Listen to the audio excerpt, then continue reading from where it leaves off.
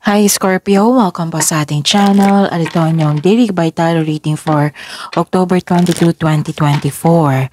Please be reminded kung naka-resonate kayo, comment down.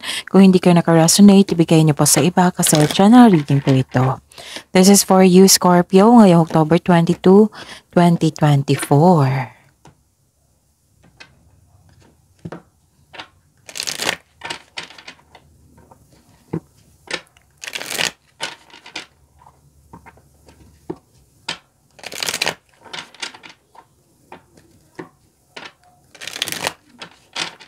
Para po ito sa inyo Scorpio ngayong October 22, 2024.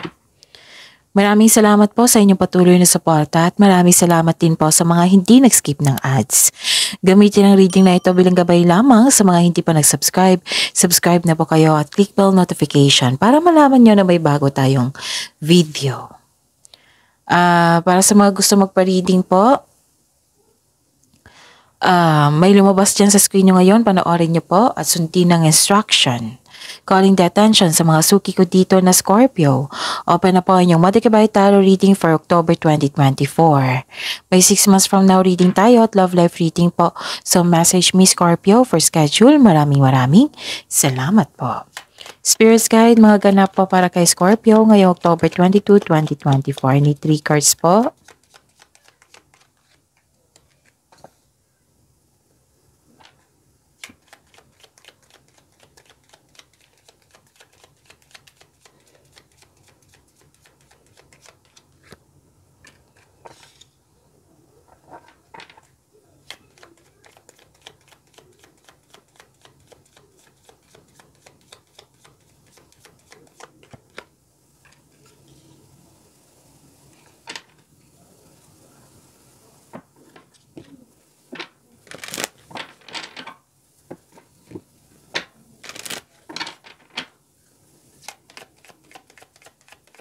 Spirits Guide, mga mensahe po para kay Scorpio ngayong October 22, 2024.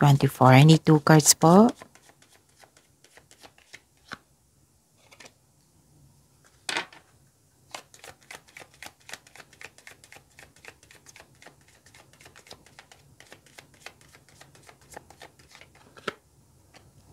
Okay.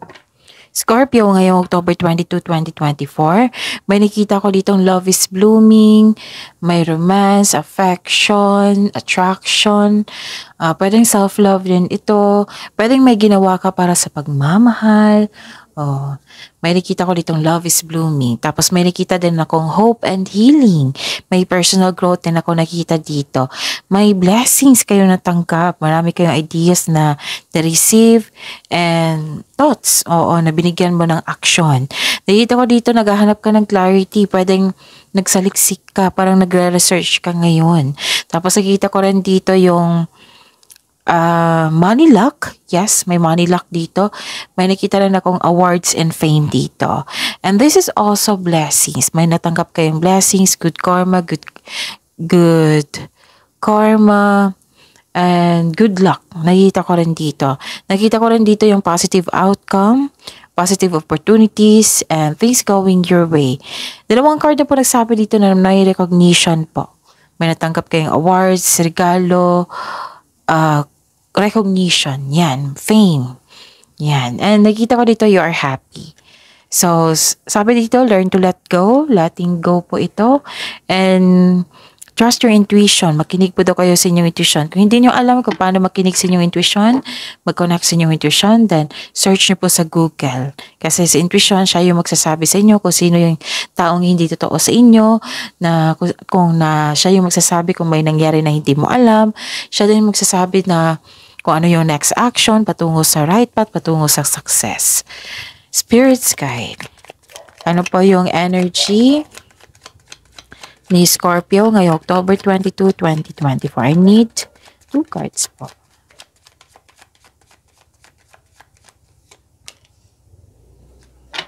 The clarification of this card po.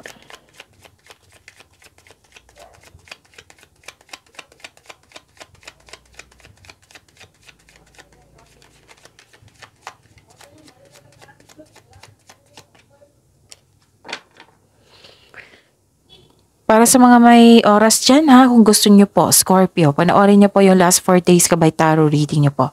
Like for example, napanood nyo ito ngayong October 22, 2024. Panoorin nyo po yung October 21, 20, 19, 18. Kung may narinig or may nakita kayong repeating message, yung pinupush ng cards nyo, o pinupush ng cards nyo yung message nila na araw-araw o na rinig mo yung message nila na paulit-ulit.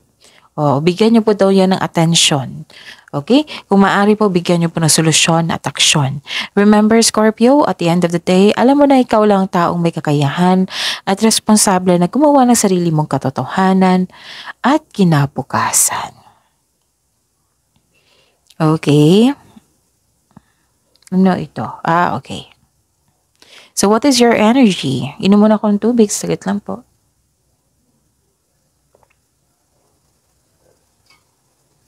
Okay.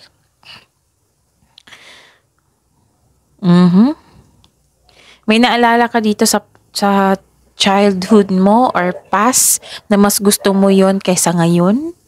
Ganon. Mas better pa yung ugali niya noon kaysa ngayon. Ganon. Pwedeng may ganap na ganyan. Pwede din mas better pa yung nangyari noon na konti lang yung problema. Ngayon marami na. Ganon. Basta may gusto kayo sa nakaraan na gusto nyong mangyari ngayon. Yung may changes po na mas gusto nyo yung nakaraan kaysa ngayon. Pwede din may unexpected visitor kayo ngayon or may kausap kayo ngayon na nagpaalala siya sa'yo tungkol sa nakaraan. So, ang sabi ng card dito, the advice is let the memories rest. These people have new place in your futures just now. Learn from the past, move forward kayo, try something new sa present mo, and para may expectation tayo na better outcome sa future. Baka kasi sa kakalook back natin sa nakaraan, naging stagnant na yung present natin for the future. Paano na kaya yung future? Naging stagnant na yung present, paano na kaya yung future? Okay, so learn to let go and trust your intuition. Okay? Kasi pwede din nostalgia. As nostalgia talaga yon. May naalala ka sa nakaraan na parang andito ako, what I meant is, andito ako before, long time na. Long time no see, ganon. Na mas gusto mo pa yung nakaraan kaysa ngayon, ganon. May ganap na ganyan. So, you have to move forward. Learn to let go. Yan yung sabi ng card niyo po. At, nakikita ko dito na wala kayong pahinga. Wala kayong pahinga or you are avoiding self-reflection. So, kailangan ng time for reflection dito. Wala kang pahinga, ayaw mo magpahinga, wala kang tulog, ayaw mo rin matulog. Kasi hindi ka nagkaroon ng kampante na nagtatago instead of facing the reality. Or hinahayaan mo yung tao na saktan ka. So, kailangan tayo for reflection dito kasi wala kang pahinga. Pagod po kayo, stress, or nagkaroon kayo ng anxiety, sobrang gawain, sobrang pag-iisip. Kaya pala may hope and healing dito kasi kailangan mo yan. Binigyan ka ng blessings dito na hope and healing. Yun. Kailangan magpagpahinga para makapag-isip ng mabuti kasi hindi ka makapag-isip ng mabuti niyan kung wala kayong pahinga. Okay? Like for example, yung sunod-sunod na yung overtime mo. Kung may mag-provoke sa inyo, matitrigger ka kaagad. Kasi nga, gusto mo magkaroon ng matapos yung mga gawain mo, gusto mo magkaroon ng pahinga. Kaya nga ang sabi dito na para magiging okay yung energy mo dito, kailangan mong magpahinga. Trust yourself also. Okay? You need to relax, calm your mind and reflect, sleep and meditation ay kailangan po. Kasi kung magpahinga ka, makapagbigay ito ng increased productivity sa iyo and a healthier mental state. Kailangan talaga niyan sa lahat tayo. Kailangan yan. So, Scorpio, Spirit's Guide, Career and Money po ni Scorpio ngayong October 22, 2024.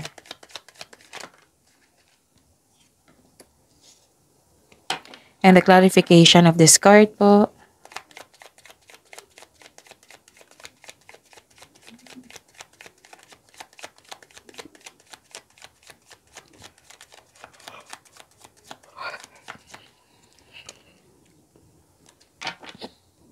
Okay. Sa career and money niyo po, Scorpio.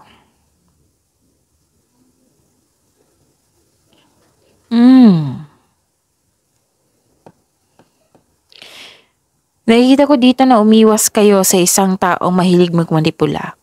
Kailangan nyo makinig sa inyong intuition, kaya nga may sabi dito, trust your intuition. Kailangan nyo makinig kasi may mensahe dito. Lalo na't may taong hindi totoo sa inyo. Parang hinahayaan mo ang tao na masaktan ka, ganun. Pwede din na hindi ka ready sa yung balak na gagawin. Hindi natatakot ka pa.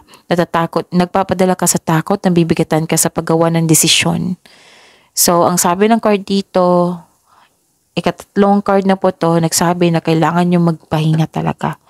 This card asks you to calm, rest, and balance. Balance your emotion.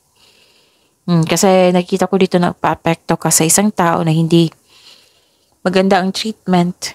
Pwedeng ganun, may toxic kayo na kasamahan dyan. So, yun. Pagbalansa ay kailangan po dito. Ano pa?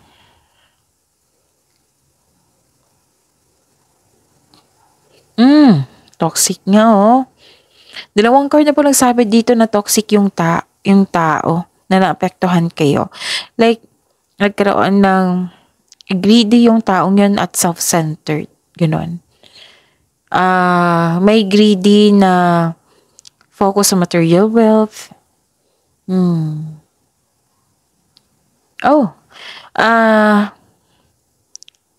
Scorpio. May concern ka sa dito loss of money. Pwedeng nagkasta, pwedeng nawala, pwedeng kinuha, pwedeng na-damage, at ano pa. Basta may pag-ingatan nyo po ang kaperahan dito. Pwedeng nag-overspend po ito or may concern ka sa hindi marunong mag-handle ng money.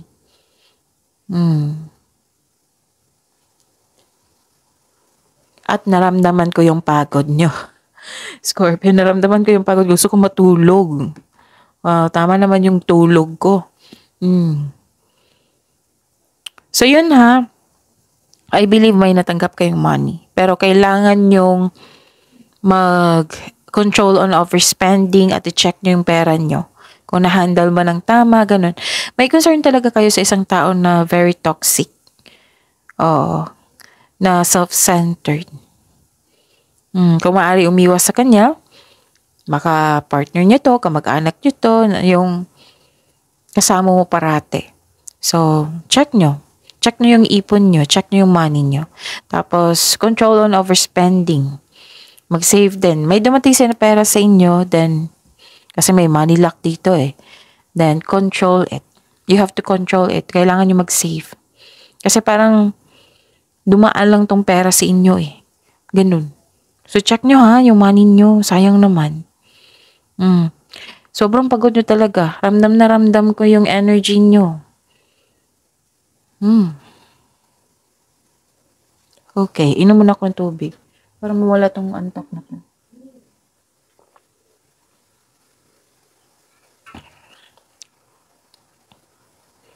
Okay, hindi na kasi ako pwedeng magkape. Masakit nyo sa sikmura. Okay, yun, ingatan. At magpahinga. 4 na card na po nagsabi dito, magpahinga. Kung walang time magpahinga, you have to relax. Maging kalma. Kasi parang may nangyari dito na hindi mo natanggap. Yung hindi mo lubusang tanggap. Kailangan yung matanggap yan. At mga nangyari, and learn to let go. Patawarin mo yung sarili mo, yung sitwasyon, at kung tao man ito, then patawarin mo siya. Kung may toxic man dyan, kasi 2 card na po nagsabi dito, you have to put boundaries. Limit yourself sa kanya. Kailangan nyo talaga makinig sa inyong intuition. Okay? Huwag kayong umawala ng pag-asa kasi may hope and healing naman dito. Ang ganda nga ng blessings nyo. Spirit Sky. Love life, self-love, partnership, and romance ni Scorpio ngayong October 22, 2024.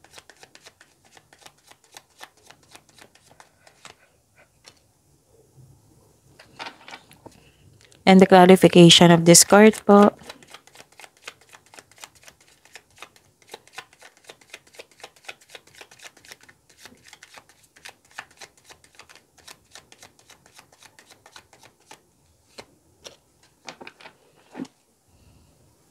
Maraming salamat po sa patuloy na tiwala sa suporta sa ating channel.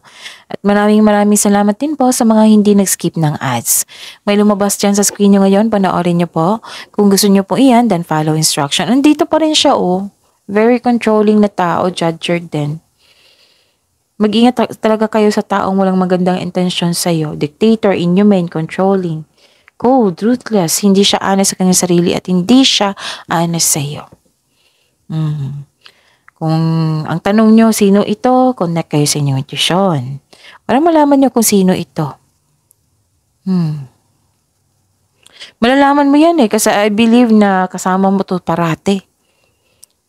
I-describe niya nga describe ng cards nyo dito kung ano yung ugali niya. Malalaman mo yan. Ano pa?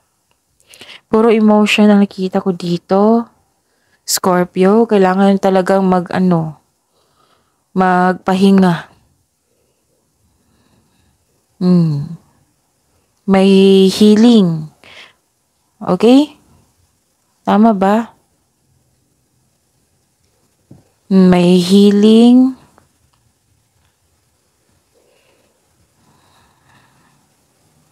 Okay. Siniguro ko talaga. May healing. Magiging okay din ang lahat. Nakikita ko rin dito na may healing. May healing din dito. Pag let go mo nito, magkakaroon ng healing yan. Parang hinahayaan mo ang sitwasyon na matapos. So, remind yourself na let go and move forward. Kasi kung kakapit ka pa sa nakaraan, maging stagnant yung present nyo. Paano na kayo yung future? Kasi ito, parang bumalik ka sa nakaraan. Ito rin, bumalik ka sa nakaraan. Okay. You have to move forward. Kasi kung kakapit ka sa nakaraan, yan yung pumipigil sa paglitaw ng isang bagong simula. Okay. May opportunity dito. Chances. Pwede yung sa connection to sa isang tao. Kasi may emotions ako nakita dito eh. Huwag nyo daw ipagpaliban itong chances na ito. Kasi magkakaroon ng pagkakaayos. Kasaganaan po. So, yun. You're hanging on the past, oh. Siguro mataas ang time nyo ngayon para mag-isip. Okay? Parang na-drain yung energy mo dito sa kakaisip sa nakaraan. Na-drain po. Parang nag-study din kayo ngayon. May binabasa kayo. May ginawa kayo para sa pagmamahal. You're like for example, you're taking an effort na para makapag-ipon ka, para mabigyan mo siya ng regalo, ng magandang buhay, ganun. May ganyan na ganap. So yun, you should learn to let go and trust your intuition also. If I were you, mag-focus kayo sa blessings na binigay dito. Pwede yung naisip nyo sa nakaraan is past love nyo. Or gustong-gusto mo sa nakaraan. Ganun. May gusto ka sa nakaraan na gusto mo na sana'y maulit. Ganun. You have to let go. Move forward po kayo, Scorpio. Kasi it seems like yun nga, yung na-drain yung energy nyo sa kakaisip sa nakaraan. Okay? Mag-ingat din kayo sa isang tao na mahilig manipula. Tapos, yung pera nyo, check nyo po. Mag-save po daw kayo kasi may dumating na pera dito. Huwag nyo daw ubusin. Pero din hindi ang concern tungkol sa iyo, pwedeng tungkol sa concern mo sa isang tao na materialism or basta nakita ko dito pag-aalaga sa kaperahan ay kailangan po. Okay? So, ayun. See you tomorrow, Scorpio. Please like, subscribe, and click the button for notification para updated po kayo sa daily tarot reading natin. Maraming salamat po.